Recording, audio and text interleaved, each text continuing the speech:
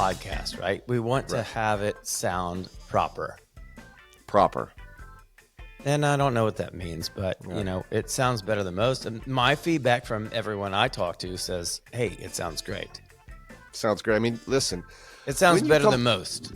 Yeah, well, you can open up a bottle of Topo Chico and you can hear that fizz happening. You know, look, Mike.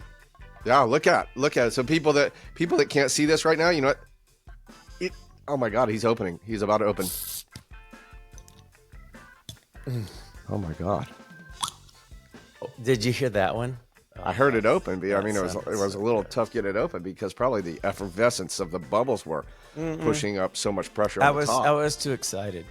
I was so excited to have a sip. But it is exciting. It's exciting today that not only is it a holiday season and you have Topo Chico, but we have a pretty spectacular guest in the studio today. Hold on. Let's stop. For a second because we have a couple of seconds here. Can we do a little leftovers right now? Oh my God! You're like going right into. You're about to say who was about to come on there today. We're not going to talk about who our guest is. Let's do a little leftovers. Welcome to Drop the Check Leftovers. Sometimes after the main course and the check's been dropped, you like to dig back in the fridge for leftovers. And there's no rules or judgment when you're making a sandwich out of cold turkey and squash casserole. You sip on what you got and you say what's on your mind. This is Drop the Check Leftovers.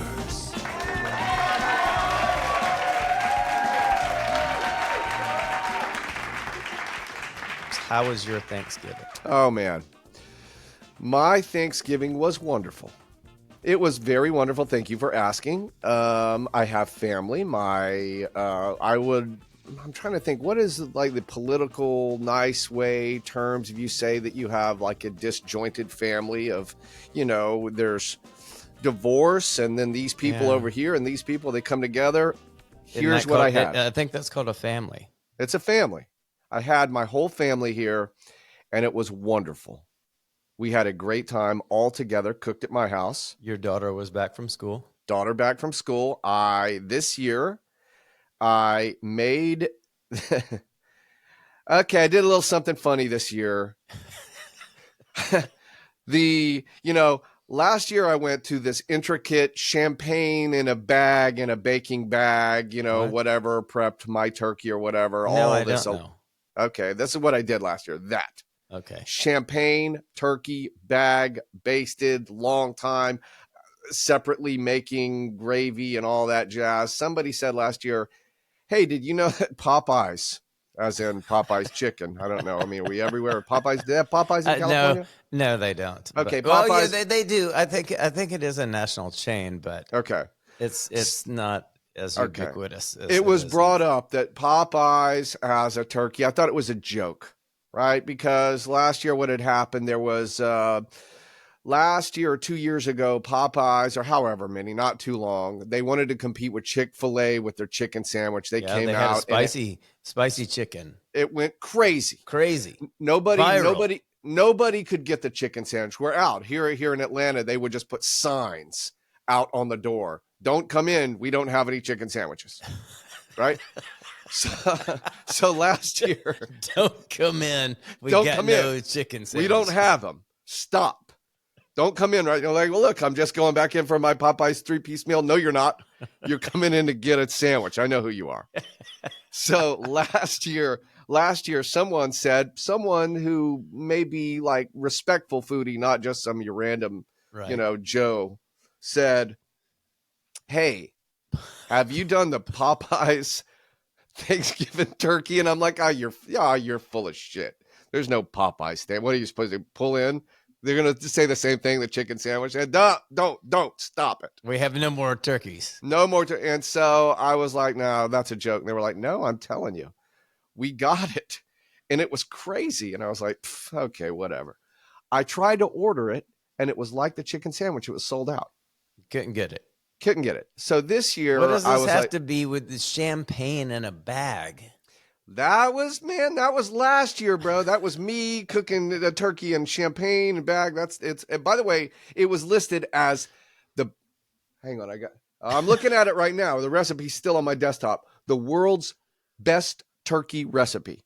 Okay, I don't want to buy this. Okay. And listen, anyone can say it's the best, right? Of course. That's Sergio Buboni. Exactly. So this year I go, okay, I gotta try. It might be a miserable failure, might be a joke. My family, half of them are so out of it and old, they don't know what's going on anyway. So I order the Popeyes turkey. It comes frozen in a bag, pre-cooked, pumped full of all its Popeyes juices and what have you. And I made me, meaning, you thaw out and heat up the Popeyes turkey. Yeah. It's crazy how good it was. Really? Yes. This honestly, hey, Popeyes, this Give one it up for to sponsorship, Popeyes. maybe. Yeah, Popeyes should sponsor this. Hang on. Can we do a Popeyes Topo Chico collaboration?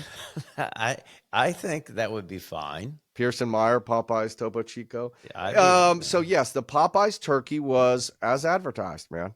it was great. It was great. Well, And you?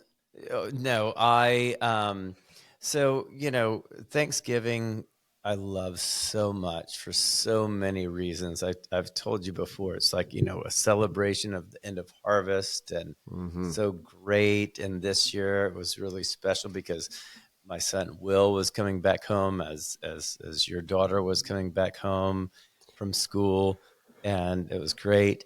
And I mean, I've been cooking turkeys for 25 years plus on a Weber grill. Like, I mean, like a charcoal Weber grill. Yeah. I've cooked it on a really cheap, inexpensive smoker. Like, like a little R2D2 where you have to shove in the wood chips. Yeah. Amazing. I mean, I've done, I got to admit, I've done really, really, really good turkeys. This year, Yeah. I have a fancy Traeger grill. Right. No knock on Traeger at all. It's not their fault. I overcooked it. Oh. I overcooked the turkey. Oh man. It was dry. Oh now, man. my mashed potatoes and my mac and cheese and all the other stuff was fantastic. Yeah. But I overcooked the turkey. So what do you do if you overcook the turkey? Well, let's just say, since you're grilling, gravy, you still go gravy? Yeah. I mean, what I did at the last second, I made a little extra gravy. I just took some chicken stock and some flour and made a little whatever. It was ruined. But hey, my mac and cheese, and the mashed potatoes. I mean, that's what you come for. Sure. It's kind of like, what did Elizabeth Viana say? You come for the podcast, but you stay for the Topo Chico. Yeah. Okay. So you come for the Thanksgiving Day turkey, but you stay for the mashed potatoes and mac and cheese. There you go. That's where we go with it. Now, how about this? How about if you take everything, let's just say, how the cliche of everything happens for a reason. Yeah. Right? Yeah. So if you don't look at a situation where it may seem negative if you're looking at everything to be perfection. Like here is Thanksgiving, and Thanksgiving is about the turkey, right? Yeah. In this situation, which is based upon what you're saying, an anomaly. You cook turkeys many times on the Weber grill, on the so-and-so. 20 years, 25 of them. It just happens. So you don't take the mindset where you go, shit, Thanksgiving's ruined, right? You move toward what you just said. Oh my God, okay. It's turkey. I've had plenty of turkey before. I'm going to focus on mac and cheese. Yeah, I completely agree with that. And I have another one for you. Okay. My best turkeys ever were pretty good. It's still turkey. There's a reason why we use that almost as an explicative, like, you fucking turkey. Yeah. It's a freaking turkey. God love Benjamin Franklin for wanting the national bird to be a turkey rather than an eagle. A turkey is it's a yard bird. I mean, it's nothing. Sure. From now on, I'm no longer doing turkey at Thanksgiving. Okay. What are you going to do? What, a chicken? What's wrong with chicken? Jambalaya. Okay, jambalaya. And which I've done for many years. I used to do a jambalaya like in the afternoon before the turkey in the evening. And everybody loves the jambalaya. The turkey is an afterthought.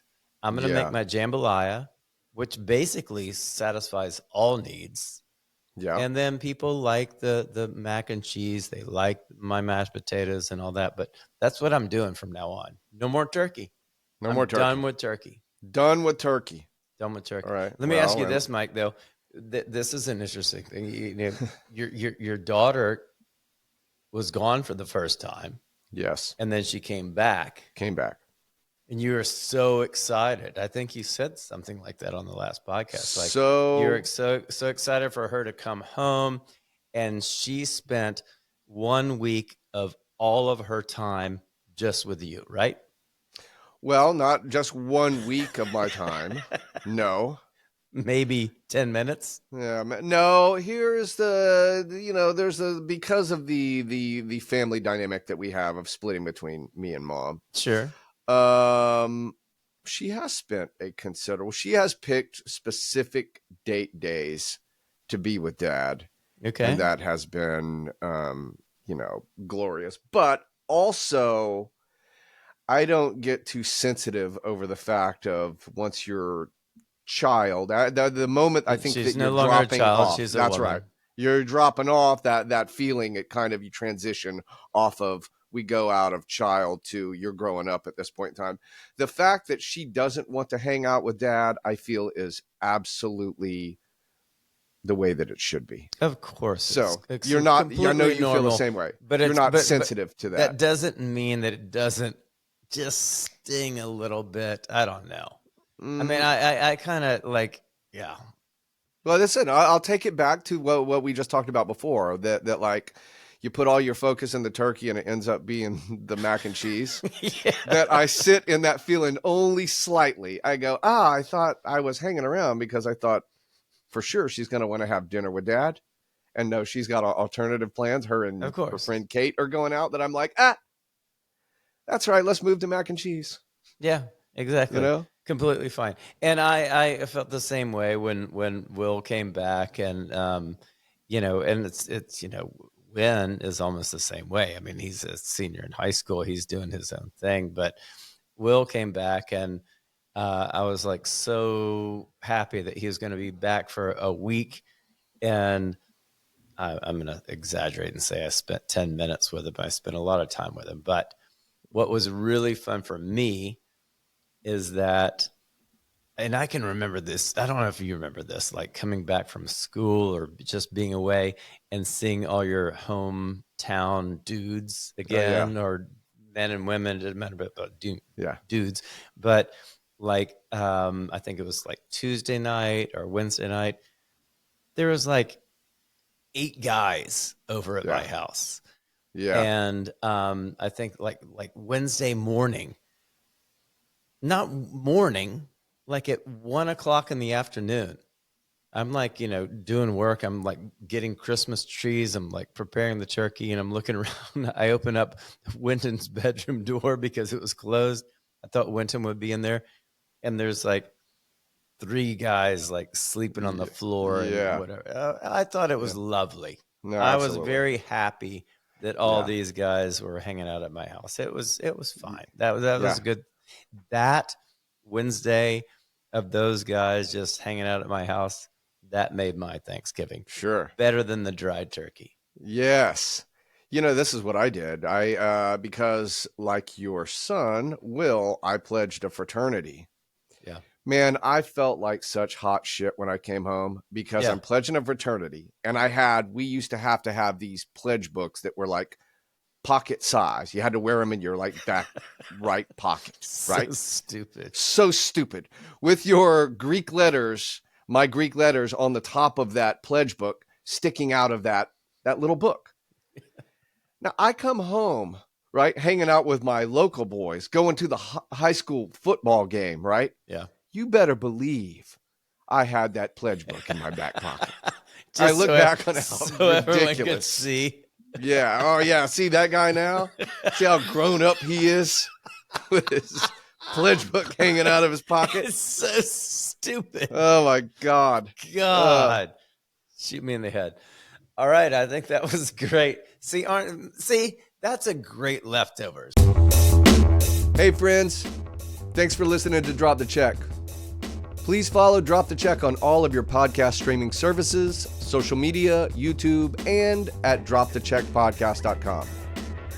We have some superstar guests in food, wine, and entertainment coming in the next few weeks, so please listen and subscribe.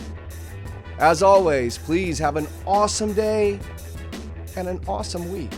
Awesome until we get to meet again.